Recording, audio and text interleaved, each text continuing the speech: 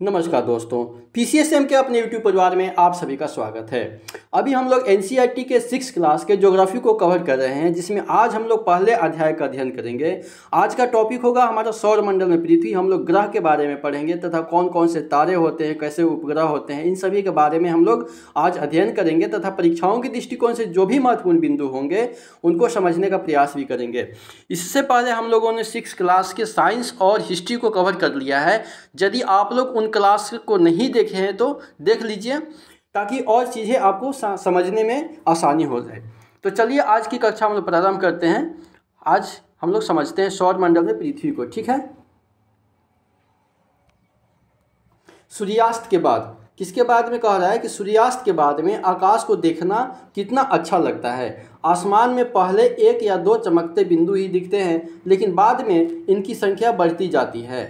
आप उनकी गणना नहीं कर सकते हैं। ठीक है, बिल्कुल सही बात कह रहा है कि जैसे जैसे सूर्यास्त होती है तो आकाश की तरफ हम लोग देखते हैं तो उस समय क्या होता है, एक या दो तारे ही पहले दिखाई देते हैं, लेकिन जैसे जैसे रात ढलती जाती है, समय व्यतीत होते जाता है, बीतता जाता है, वैसे वैसे इन तारों की संख्या क्या होती जाती है, बढ़ती जाती है। आजकल तो कम ही दिखते हैं, लेकिन पहले जो थे, जब हमारा वायुमंडल एकदम स्वच्छ था, साफ था, इस तरह से जो है, इस तरह से प्रदूषण से स्रावित नहीं था, ग्रसित नहीं था, तो पहले और अधिक हमारा आकाश साफ होने की वजह से क्या होता था, तारे और अधिक मात्रा में दिखते थे। लेकिन आजकल तो इतनी सारी प्रदूषण हो गई है जिसकी वजह से कुछ कम मात्रा में दिखते हैं। ठीक है, क्या कर सकते हैं कि आप उनकी गणना भी नहीं कर सकते हैं। संपूर्ण आकाश जो है छोटी छोटी चमकदार वस्तुओं से भर जाता है, जिनमें से कुछ चमकीले भी होते हैं एवं कुछ क्या होते हैं, कुछ धुंधले होते हैं। ऐसा प्रतीत होता है कि मानो आकाश में हीरे मोती क्या हो, जड़े हो। इनमें से कुछ टिमटिमाते हुए प्रतीत होते हैं, लेकिन अगर आप उनको ध्यान से देखेंगे तो आप पाएंगे कि इनमें से कुछ की टिमटिमाहट जो है अन्य से अलग है। ये बिना किसी टिमटिमाहट के चंद्रमा के समान क्या होते हैं, चमकते हैं। कुछ आपको ब्लिंकिंग करते हुए दिखाई देंगे, जबकि कुछ आपको क्या होते हैं, चंद्रमा के समान एकदम अस्थायी प्रतीत होते हैं। इन चमकीली वस्तुओं के साथ आप लगभग प्रतिदिन चंद्रमा को भी देखते हैं। ठीक है, इन चमकीली वस्तुओं यानी कि तारे के साथ साथ आप किसको किसको देखते हैं, चंद्रमा को प्रतिदिन देखते हैं। यह अलग अलग समय पर अलग अलग आकार तथा अलग स्थितियों में भी दिखाई पड़ता है।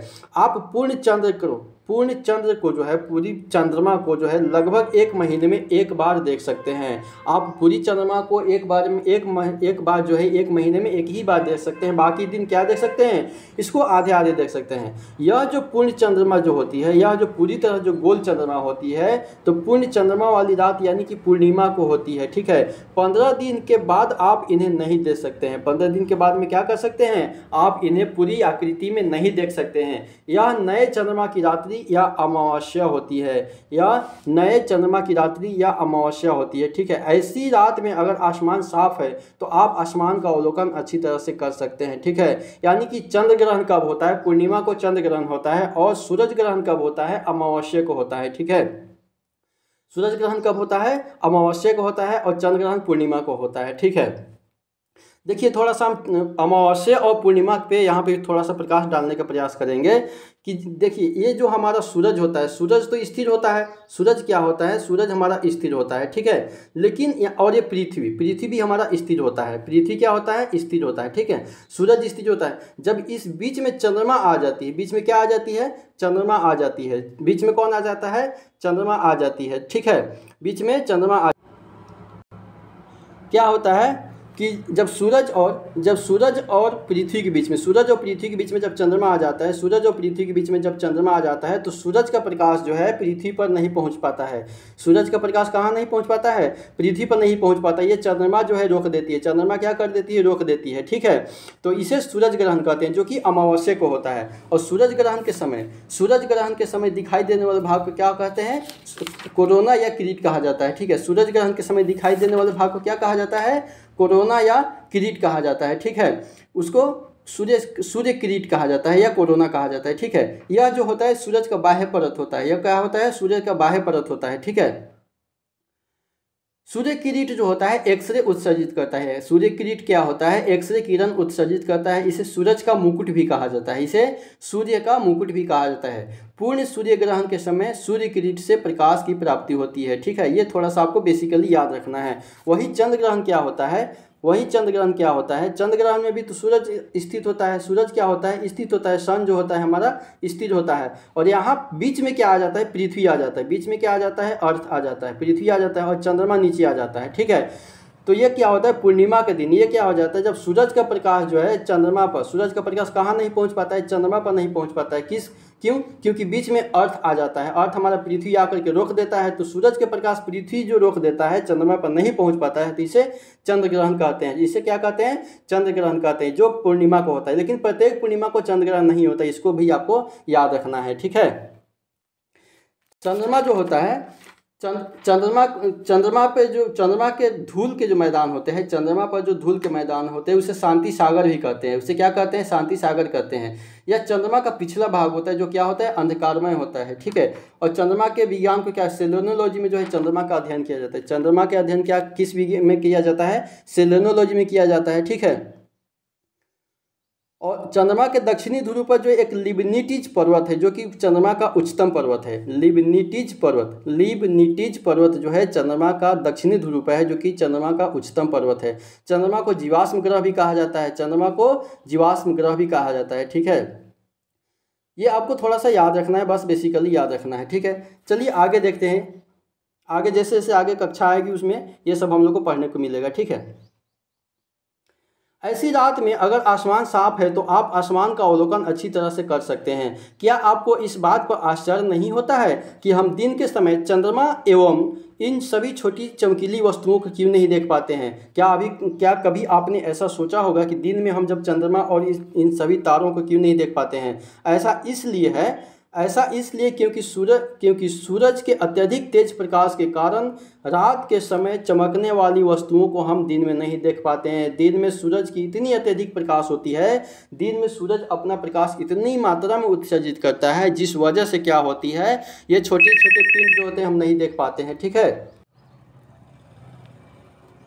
सूरज चंद्रमा तथा वे सभी वस्तुएं जो रात के समय आसमान में चमकती है खगोलीय पिंड कहलाती है। सूरज, चंद्रमा तथा वे सभी वस्तुएं जो रात के समय क्या होती है? आसमान में चमकती है, जिसमें से प्रकाश उत्सर्जित होती है, उसको क्या कहते हैं? उसको खगोलीय पिंड कहते हैं। ठीक है, उसको खगोलीय पिंड कहते हैं। ठीक है, कुछ खगोलीय पिंड बड़े आकार वाले तथा गर्म होते हैं। ये गैसों से बने होते हैं। ठीक है, इनके पास अपनी ऊष्मा तथा प्रकाश होती है, जिसे वे बहुत बड़ी मात्रा में उत्सर्जित करते रहते हैं। इन खगोलीय पिंडों को तारा कहते हैं। ठीक है, इन खगोलीय पिंडों को क्या कहते हैं? जो बहुत बड़ी मात्रा में प्रकाश उत्सर्जित करते रहते हैं तथा उनकी अपनी ऊष्मा होती है, उसको तारा कहते हैं। सूरज भी एक तारा है। सूरज क्या है? सूरज भी एक तारा है। सूरज क्या है? सूरज भी एक तारा है।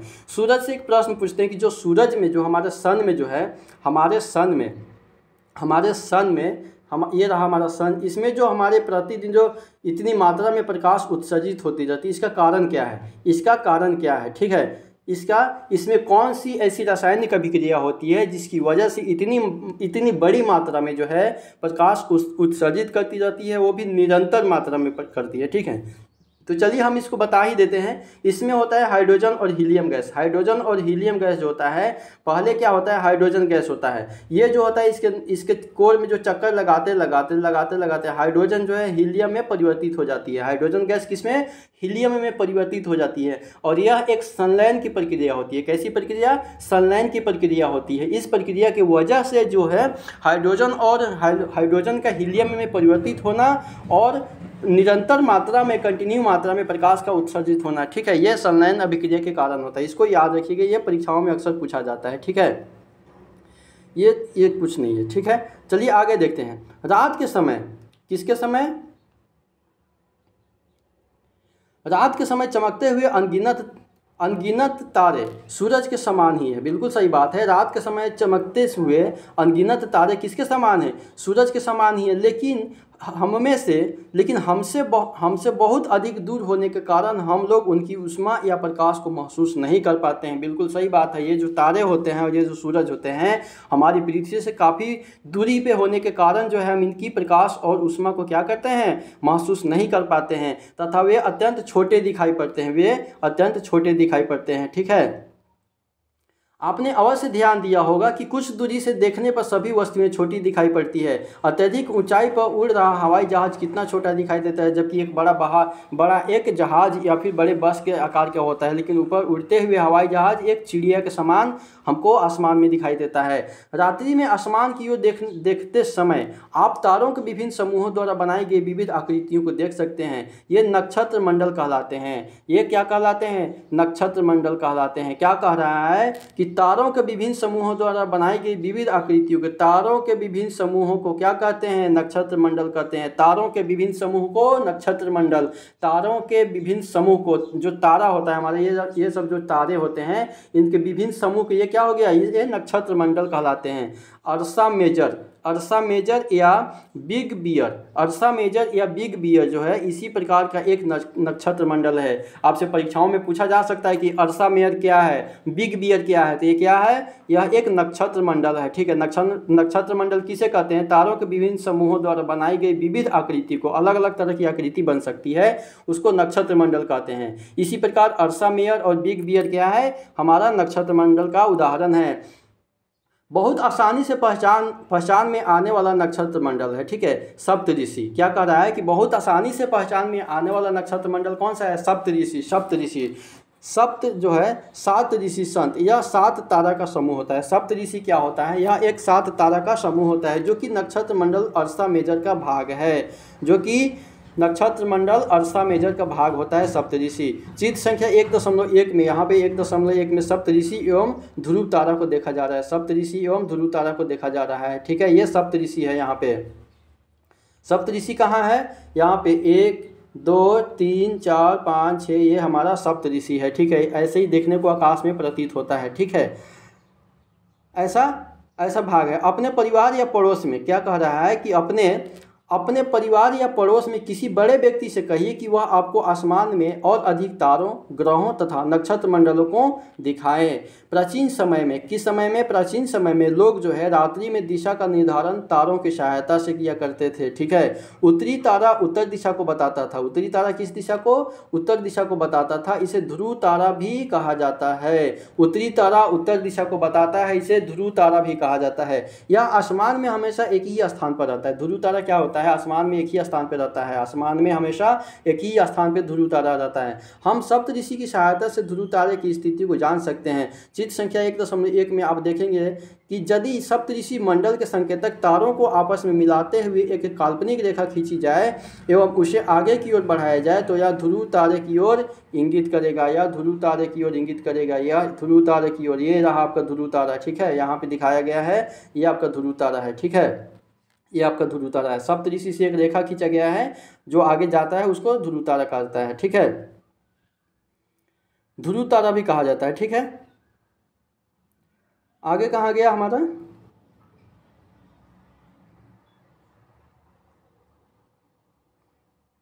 कुछ खगोलीय पिंड। क्या कह रहा है कि कुछ खगोलीय पिंडों में अपना प्रकाश एवं ऊष्मा नहीं होती। बिल्कुल सही बात है, कुछ खगोलीय पिंड में अपना प्रकाश और ऊष्मा होती है, लेकिन कुछ खगोलीय पिंडों में अपना प्रकाश एवं ऊष्मा क्या होती है, नहीं होती है।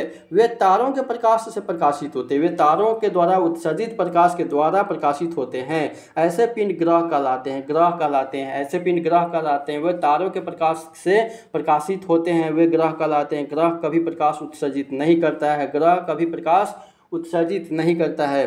ठीक है, ग्रह जिसे अंग्रेजी में प्लेनेट भी कहते हैं, ग्रह को अंग्रेजी में क्या कहते हैं, प्लेनेट कहते हैं। ठीक है, प्लेनेट कहते हैं। ग्रीक भाषा के प्लेनेटाई शब्द से बना हुआ प्लेनेट, ग्रीक भाषा के किस भाषा के, ग्रीक भाषा के प्लेनेटाई शब्द से बना हुआ है प्लेनेट, जिसका अर्थ होता है परिभ्रमक, परिभ्रमक अर्थात चारों ओर घूमने वाले, परिभ्रमक अर्थात चारों ओर घूमने वाले। पृथ्वी जिस पर हम रहते हैं यह भी एक क्या है, ग्रह है। पृथ्वी जिस पे हम घूमते हैं क्या है, एक ग्रह है, ठीक है। यह अपना संपूर्ण प्रकाश एवं ऊष्मा जो है सूरज से प्राप्त करती है, जो पृथ्वी के सबसे नज़दीक का तारा है, ठीक है। जो पृथ्वी के सबसे नज़दीक का तारा कौन है, पृथ्वी के सबसे नज़दीक का तारा कह रहा है, ठीक है। यह पृथ्वी जो पृथ्वी के सबसे नज़दीक का तारा है, ठीक है। पृथ्वी को बहुत अधिक दूरी जैसे चंद्रमा से देखने पर यह चंद्रमा की तरह चमकती हुई प्रतीत होती है। क्या कह रहा है कि पृथ्वी को बहुत अधिक दूरी से जैसे चंद्रमा से देखने पर यह चंद्रमा की तरह चमकती हुई प्रतीत होता है, ठीक है।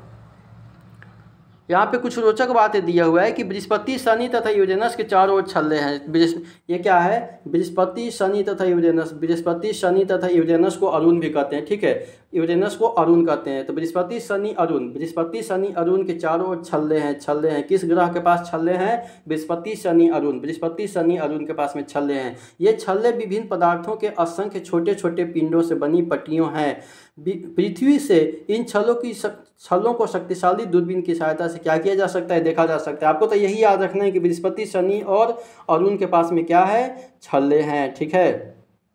यहाँ पे ग्रह को दिखाया गया है, ठीक है। ये उल्टा PDF लग गया है। यहाँ पे ग्रह को दिखाया गया है। यहाँ पे बीच में सूरज है, सूरज के बगल में क्या है, बुध है, फिर शुक्र है, फिर पृथ्वी है, फिर मंगल है, फिर बृहस्पति है, फिर शनि है, बृहस्पति, शनि, फिर अरुण है, यूरेनस, अरुण है, और फिर यहाँ पे नेपच्यून, वरुण है, ठीक है। यहाँ पे दिखाया गया है, ठीक है। इसको अगले बार में नहीं होता, PDF को सही कर लेंगे, ठीक है। यहाँ पे बुध जो है सूरज के चारों ओर एक परिक्रमा 88 दिन में करता है। इसी को याद रखना, परीक्षा में यही पूछता है कि बुध जो है सूरज के चारों ओर एक परिक्रमा कितने दिन में करता है, 88 दिन में करता है, क्योंकि बुध जो है सूरज के सबसे नज़दीक का ग्रह है, ठीक है। आगे देखते हैं कि आसमान में देखने वाला चंद्रमा एक उपग्रह है। आसमान में दिखने वाला चंद्रमा क्या है, एक उपग्रह है। यह हमारी पृथ्वी का सहचर है तथा इसके चारों ओर चक्कर लगाता है। हमारी पृथ्वी के समान 7 अन्य ग्रह भी है। हमारे पृथ्वी के समान 7 अन्य ग्रह हैं। पृथ्वी के समान 7 अन्य यानी टोटल 8 ग्रह हैं जो सूरज के प्रकाश एवं ऊष्मा प्राप्त करते हैं। उनमें से कुछ के पास अपने चंद्रमा भी है। अपने चंद्रमा का मतलब क्या हुआ कि कुछ के पास में अपना उपग्रह भी है, किसी के पास अपना उपग्रह नहीं है, ठीक है। यहाँ पे क्या करें कि क्या आप जानते हैं, इसको देख लेते हैं कि पौराणिक रोमन कहानियों में सोल जो था सूरज देवता को कहा जाता था, ठीक है। सौर शब्द का अर्थ है सूरज से संबंधित है, इसलिए सूरज के परिवार को सौर मंडल कहा जाता है। और सौर शब्द का उपयोग करते हुए और अधिक शब्दों को लिखिए, ठीक है। आइए सौर मंडल के बारे में हम लोग अध्ययन करते हैं।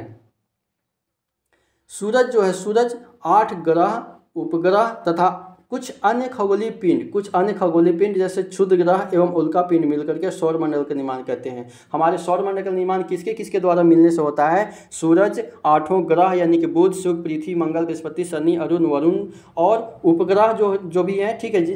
यानी सभी ग्रहों के अपने अपने उपग्रह होते हैं, कुछ ग्रह के पास नहीं होते हैं, तथा कुछ अन्य खगोलीय पिंड जैसे क्षुद्र ग्रह भी होते हैं एवं उल्का पिंड मिलकर के किसका निर्माण करते हैं, तो सौर मंडल का निर्माण करते हैं। हम अभी सभी ग्रहों के बारे में आप लोगों को बता देंगे, आप लोग चिंता मत कीजिए।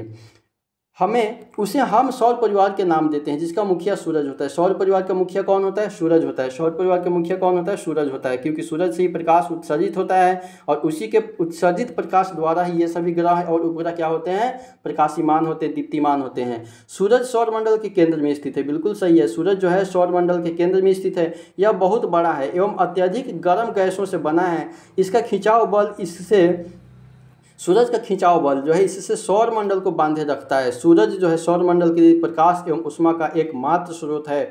सूरज जो है सौर मंडल के लिए प्रकाश एवं ऊष्मा का क्या है, एकमात्र स्रोत है। लेकिन हम इसका अत्यधिक तेज ऊष्मा को महसूस नहीं करते हैं क्योंकि सबसे नज़दीक का तारा होने के बावजूद यह हमसे बहुत दूर है। सूरज पृथ्वी से लगभग 15 करोड़ किलोमीटर दूर है। सूरज पृथ्वी से लगभग 15 करोड़ किलोमीटर दूर है, ठीक है। इतनी दूरी होने के बावजूद भी हम धरती पे इतने टेम्परेचर ग्रहण करते हैं। ज़रा सोचिए अगर नज़दीक होगा तो क्या होगा। सूरज के कोर का तापमान कितना होता है, 6000 डिग्री सेल्सियस होता है। 6000 डिग्री सेल्सियस होता है सूरज के कोर का तापमान, ठीक है, टेम्परेचर। ये ग्रह के बारे में देखते हैं कि हमारे सौर मंडल में 8 ग्रह हैं। कितने ग्रह हैं, 8 ग्रह हैं। सूरज से दूरी के अनुसार, ठीक है, सूरज से दूरी के अनुसार बुध, शुक्र, पृथ्वी, मंगल, बृहस्पति, शनि, यूरेनस तथा नेपच्यून है। जैसा कि हमने पहले देखा था, जो PDF उल्टा लग गया था, ठीक है। उसी क्रम में है, ठीक है। सूरज से उनकी दूरी के अनुसार अंग्रेजी में ग्रहों का नाम याद करने का आसान तरीका है, my very efficient mother just served us nuts. ये तो अपने अपने याद करने के तरीके हैं, ठीक है। यहाँ पे देखिए कि क्या कह रहा है कि शब्द की उत्पत्ति, ठीक है, शब्द की उत्पत्ति, ऐसे बहुत से शब्द जिनका उपयोग हम भाषा में करते हैं अक्सर वे दूसरी भाषाओं के लिए गए शब्दों से हो सकते हैं। उदाहरण के लिए ज्योग्राफी एक अंग्रेजी शब्द है, यह ग्रीक भाषा से लिया गया है जिसका अर्थ होता है पृथ्वी का विवरण, ठीक है। यह दो ग्रीक शब्दों से मिलकर बना है जिसमें जी ई शब्द का अर्थ है पृथ्वी एवं ग्राफिया, और पृथ्वी एवं ग्राफिया का अर्थ क्या होता है, लिखना। आइए पृथ्वी के संबंध में और अधिक जानते हैं। जियो, इसको हम जूम कर देते हैं ताकि आप लोगों को और अच्छी प्रकार से दिखाई दे, ठीक है। यहाँ पे क्या है, जियो प्लस लॉजी, जियोलॉजी में किसका अध्ययन किया जाता है, तो पृथ्वी का अध्ययन किया जाता है।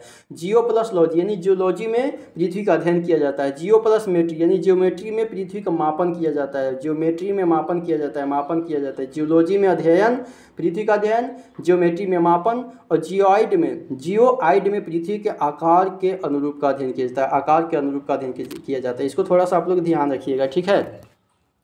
आइए यहाँ पे सौर मंडल के सभी 8 ग्रह, सौर मंडल के सभी 8 ग्रह एक निश्चित पथ पर सूरज का चक्कर लगाते हैं। ये रास्ते दीर्घवृत्ताकार में फैले होते हैं। सौर मंडल के सभी 8 ग्रह एक निश्चित पथ पर सूरज का चक्कर लगाते हैं। किसका चक्कर लगाते हैं, सूरज का चक्कर लगाते हैं, और ये अपने रास्ते में दीर्घवृत्ताकार में फैले होते हैं, ठीक है। ये कक्षा कहलाते हैं। ये क्या कहलाते हैं, कक्षा कहलाते हैं। बुध सूरज के सबसे नज़दीक है। अपनी कक्षा में सूरज के चारों ओर एक चक्कर लगाने में इसे केवल 88 दिन लगते हैं, जैसे कि पहले भी बता दिए हैं। शुक्र को पृथ्वी का जुड़वा ग्रह माना जाता है। शुक्र को पृथ्वी का जुड़वा ग्रह माना जाता है। मैं बार बार रिपीट इसलिए करता हूं कि इसको आप ध्यान दीजिए, ये आपके परीक्षाओं के दृष्टिकोण से काफ़ी महत्वपूर्ण है, क्योंकि इसका आकार एवं आकृति लगभग जो है पृथ्वी के समान होता है। शुक्र का जो आकार एवं आकृति किसके समान है, पृथ्वी के समान है, इसीलिए शुक्र को जो है पृथ्वी का जुड़वा ग्रह भी कहा जाता है। अभी तक प्लूटो भी एक ग्रह माना जाता था, परंतु अंतर्राष्ट्रीय खगोलीय संगठन ने अपनी बैठक जो अगस्त 2006 में हुआ था, इसमें एक निर्णय लिया था कि कुछ समय पहले खोजे गए अन्य खगोलीय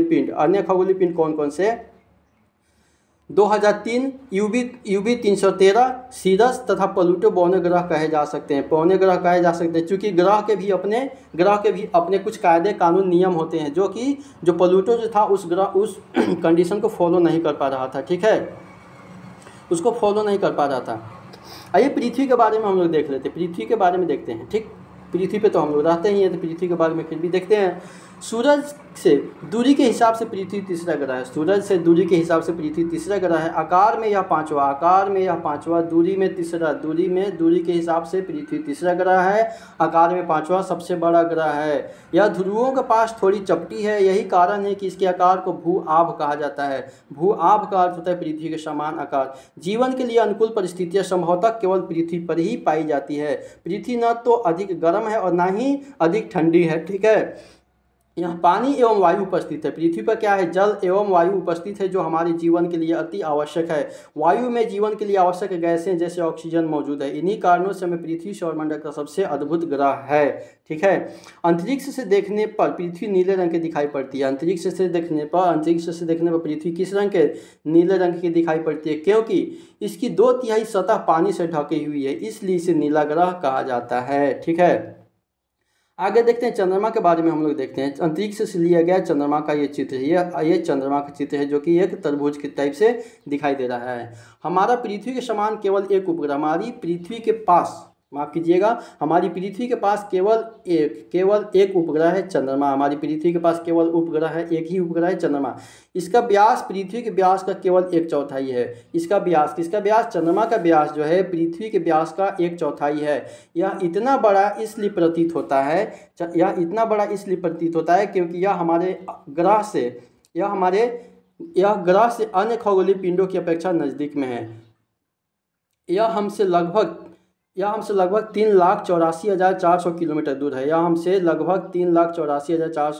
दूर है। अब आप पृथ्वी से सूरज एवं चंद्रमा की दूरी की तुलना कर सकते हैं, ठीक है। यहाँ पे क्या किया गया था, रोचक तथ्य, नील आर्मस्ट्रांग पहले व्यक्ति थे जिन्होंने 20 जुलाई 1969 को सबसे पहले चंद्रमा की सतह पर कदम रखा था। मालूम करो कि क्या कोई भारतीय चंद्रमा पर गया था, आप देखिए कमेंट बॉक्स में बताइएगा, ठीक है। नील आर्मस्ट्रांग ने सबसे पहले चंद्रमा पर 20 जुलाई 1969 यहाँ पे क्या करा कि प्रकाश की गति लगभग 3 लाख किलोमीटर प्रति सेकेंड होती है, 3 लाख किलोमीटर प्रति सेकेंड होती है। इस गति के बावजूद सूरज के प्रकाश को पृथ्वी तक पहुंचने में लगभग 8 मिनट का समय लगता है। सूरज के प्रकाश को पृथ्वी तक पहुंचने में कितने लगता है, लगभग 8 मिनट का समय लगता है। 8 मिनट 16 सेकंड कहीं भी दिया जाता है, ठीक है। आगे ये चंद्रमा पृथ्वी का एक चक्कर लगभग 27 दिन में पूरा करता है। चंद्रमा जो है पृथ्वी का एक चक्कर लगभग 27 दिन में पूरा करता है। लगभग इतने ही समय में यह अपने अक्ष पर एक चक्कर भी पूरा कर लेता है। जितने समय में चंद्रमा पृथ्वी का एक चक्कर लगाता है उतने ही समय में यानी कि 27 दिन में ही अपने अक्ष पर भी एक पूरा चक्कर लगाता है। इसके परिणाम स्वरूप पृथ्वी से हमें चंद्रमा का केवल एक ही भाग दिखाई पड़ता है। चंद्रमा की परिस्थितियाँ जीवन के लिए अनुकूल नहीं है। चंद्रमा की परिस्थितियाँ क्या है, जीवन के लिए अनुकूल नहीं है। इसकी सतह पर पर्वत, मैदान एवं गड्ढे हैं जो चंद्रमा की सतह पर छाया बनाते हैं। पूर्णिमा के दिन चंद्रमा पर इन्हीं छाया को देखा जा सकता है, ठीक है।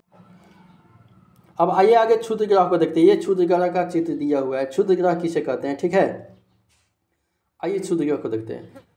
तारों, ग्रहों एवं उपग्रहों के अतिरिक्त असंख्य छोटे पिंड भी सूरज के चारों ओर क्या करते हैं, चक्कर लगाते हैं। इन पिंडों को ही क्षुद्र ग्रह कहते हैं। ये मंगल एवं बृहस्पति की कक्षाओं के बीच पाए जाते हैं। मंगल एवं बृहस्पति की कक्षाओं के बीच में क्षुद्र ग्रह पाए जाते हैं। क्षुद्र ग्रह किन दो ग्रहों के बीच में पाए जाते हैं, तो मंगल एवं बृहस्पति के बीच में पाए जाते हैं। चित्र संख्या 1.2 में दिया गया है।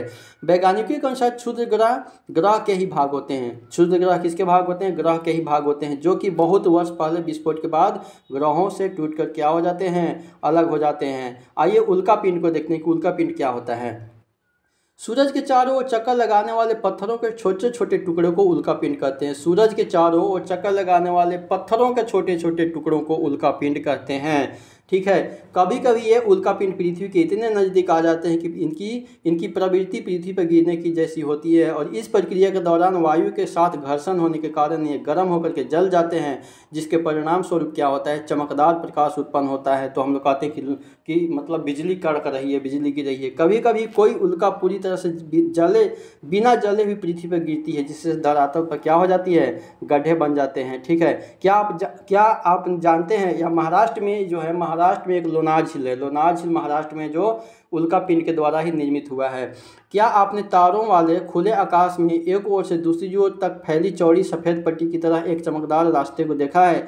यह लाखों तारों का समूह होता है। यह पट्टी आकाश गंगा कहलाती है, यानी मिल्की वे कहलाती है, ठीक है। हमारे खुले आकाश में एक ओर से दूसरी ओर तक फैली चौड़ी पट्टी की जैसी दिखाई देती है। क्या होती है, ये आकाश गंगा दिखाई देती है। ये हमारा आकाश गंगा दिखाई दे रहा है, ठीक है। हमारा सौरमंडल इस आकाश गंगा का एक भाग है। हमारा सौरमंडल किसका भाग है, हमारा सौरमंडल इस आकाश गंगा का एक भाग है। प्राचीन भारत में इसकी कल्पना आकाश में प्रकाश की एक बहती नदी से की गई थी।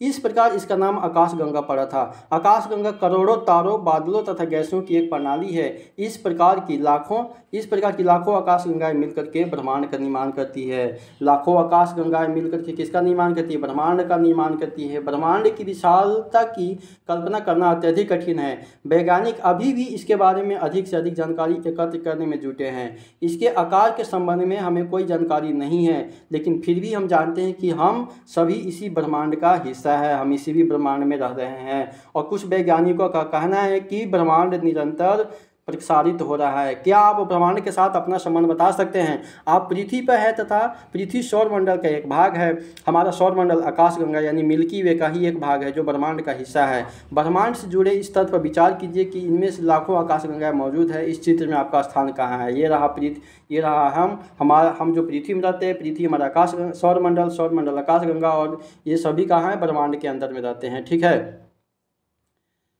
यहाँ पे कुछ प्रश्न दिया हुआ है। ये तो सब्जेक्टिव लिखने वाला है, कुछ सब्जेक्टिव है। यहाँ पे बताइए, आप लोग पढ़े हुए हैं कि किस ग्रह को पृथ्वी के जुड़वा ग्रह के नाम से भी जाना जाता है? किस ग्रह को पृथ्वी के जुड़वा ग्रह के नाम से, वैसे तो हम जो है ऑब्जेक्टिव बाद में कराएंगे ही, लेकिन यहाँ पे थोड़ा सा चलते चलते देख लीजिए। तो किस ग्रह को पृथ्वी के जुड़वा ग्रह के नाम से जाना जाता है? शुक्र ग्रह को याद कीजिए। सूरज से तीसरा सबसे नजदीक ग्रह कौन सा? तो बुध, शुक्र, पृथ्वी। पृथ्वी है सूरज से तीसरा सबसे नजदीक और आकार में पांचवा है पृथ्वी, ठीक है। इसी प्रकार के सभी ग्रह सूरज के चारों ओर किस प्रकार के पथ में चक्कर लगाते हैं? सभी ग्रह जो सूरज के चारों ओर किस प्रकार के पथ का चक्कर लगाते हैं? तो दीर्घवृत्ताकार। आप लोग पढ़े होंगे लेकिन ध्यान नहीं दिए होइएगा।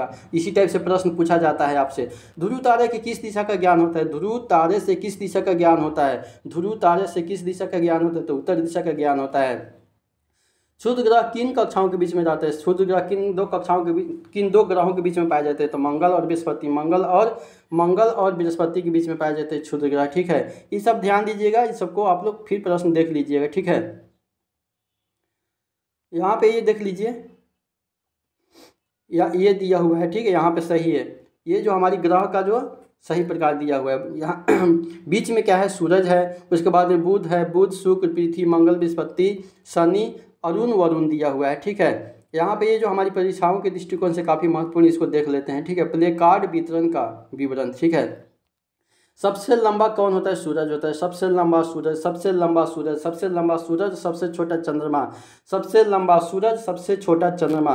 बुध, मंगल, शुक्र एवं पृथ्वी। बुध, मंगल, शुक्र एवं पृथ्वी जो होता है, बुध, मंगल, शुक्र एवं पृथ्वी लगभग समान लंबाई वाले होते हैं, ठीक है। सबसे लंबा सूरज, सबसे छोटा चंद्रमा, बुध, मंगल, शुक्र एवं पृथ्वी लगभग समान लंबाई वाले होते हैं। नेपच्यून, ठीक है, नेपच्यून, यूरेनस, शनि तथा बृहस्पति पहले के 4 ग्रहों से लंबे लेकिन छोटे, सूरज से छोटे हैं। Neptune, Uranus, Shani. Neptune, Arun, Varun, ठीक है। Uranus Arun, Neptune Varun. Varun, Arun, Varun, Arun. Neptune को वरुण कहते हैं, यूरेनस को अरुण कहते हैं, अरुण ग्रह कहते हैं, ठीक है। शनि तथा बृहस्पति पहले के 4 ग्रहों से लंबे होते हैं। पहले से लंबे लेकिन सूरज से छोटे होते हैं, ठीक है। अब सभी छात्रों को अपने अपने प्ले कार्ड पकड़कर अपने स्थान पर खड़ा रहने को कहा है। ये अब आगे जो नहीं है, आगे कुछ नहीं, ये हमारी परीक्षाओं के दृष्टिकोण से यही इतना इंपॉर्टेंट था। इसको ही दोबारा आप लोग देख लीजिएगा, ये परीक्षा में काफ़ी पूछा जाता है। ये काफ़ी पूछा जाता है कि लंबाई चौड़ाई के हिसाब से इसको मिलाइए। चलिए, तो काफ़ी कुछ हम लोग सीखने का प्रयास किए हैं आज की क्लास में। आपको कुछ ना कुछ सीखने को मिलेगा। जैसे जैसे कक्षाएँ हमारी आगे बढ़ती जाएगी, ऊंचे कक्षा में जैसे ही जाएंगे, हम लोगों को और अधिक नॉलेज मिलेगा तथा परीक्षाओं के दृष्टिकोण से काफ़ी कुछ सीखने को मिलेगा। अगर आप लोग वीडियो को देखते हैं तो आप नए हैं तो फिर शेयर कर दीजिए, ताकि और लोगों को कुछ ना कुछ सीखने को मिल जाएगा, ठीक है। चलिए, वीडियो देखने के लिए आप सभी का बहुत बहुत धन्यवाद।